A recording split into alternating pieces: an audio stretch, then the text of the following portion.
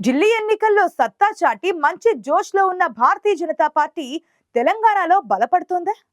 Parliament ఎన్నికల్లో సగం సీట్లు దక్కించుకున్న గ్రౌండ్ లెవెల్లో పార్టీ దూకుడు తగ్గిందా? సెంటర్లో పవర్లో ఉన్న స్టేట్లో స్ట్రాంగ్ కేడర్ ఉన్న క్షేత్రస్థాయిలో స్పీడ్ తగ్గిందా? ఎమ్మెల్సీ ఎన్నికల్లో ఆ పార్టీకి అదే మైనస్ అవుతుందా?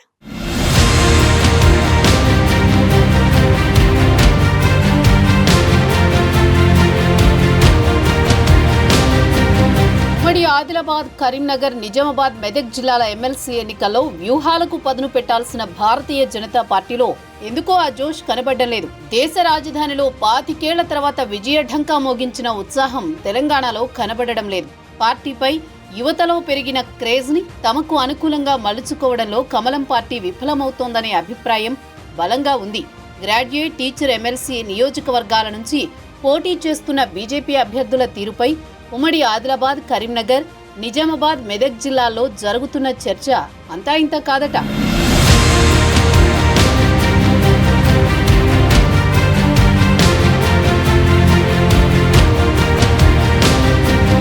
బీసీ కార్డు కూడా లాభిస్తుందన్న వ్యూహంతో ఉపాధ్యాయ నియోజకవర్గ ఎమ్మెల్సీ అభ్యర్థిగా మల్క కొమరయ్యకు అవకాశం ఇచ్చింది బీజేపీ అధిష్టానం.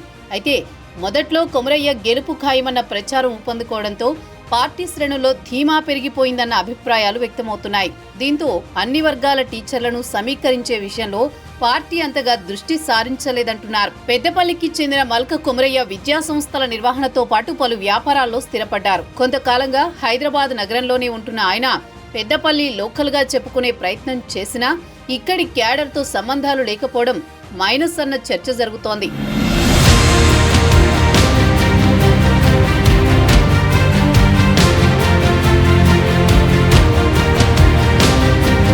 మెజారిటీ టీచర్లు కొమరయ్యకు అనుకూలంగా ఉన్నారని జరుగుతున్న ప్రచారానికి క్షేత్రస్థాయి పరిస్థితులకు చాలా తేడా ఉందట.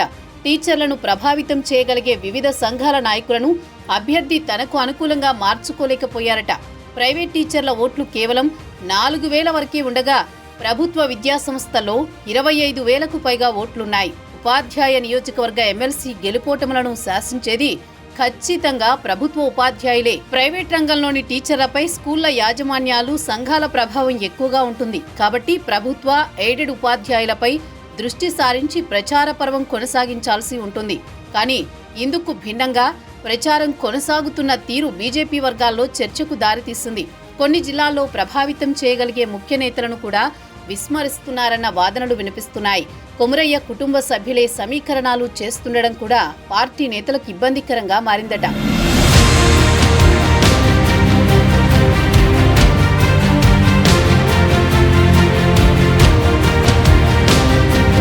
మరోవైపు ఉమ్మడి ఆదిలాబాద్, కరీంనగర్, నిజామాబాద్, మెదక్ పట్టభద్రుల ఎమ్మెల్సీ అభ్యర్థి అంజిరెడ్డి తీరుపై కూడా కమలం పార్టీ శ్రేణుల్లో సుదీర్ఘ చర్చ సాగుతోంది.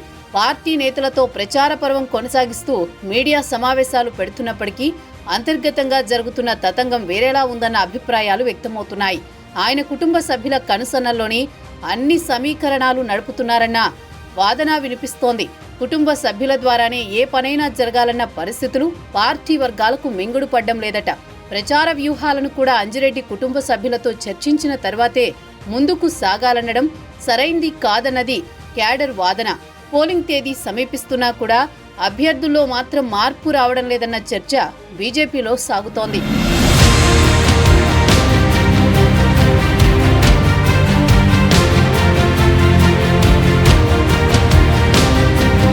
ఇద్దరు అభ్యర్థుల తీరులో మార్పు తీసుకొచ్చేందుకు పార్టీ ముఖ్య నేతలు చొరవ తీసుకోవాలని కాషాయ క్యాడర్ కోరుతోంది.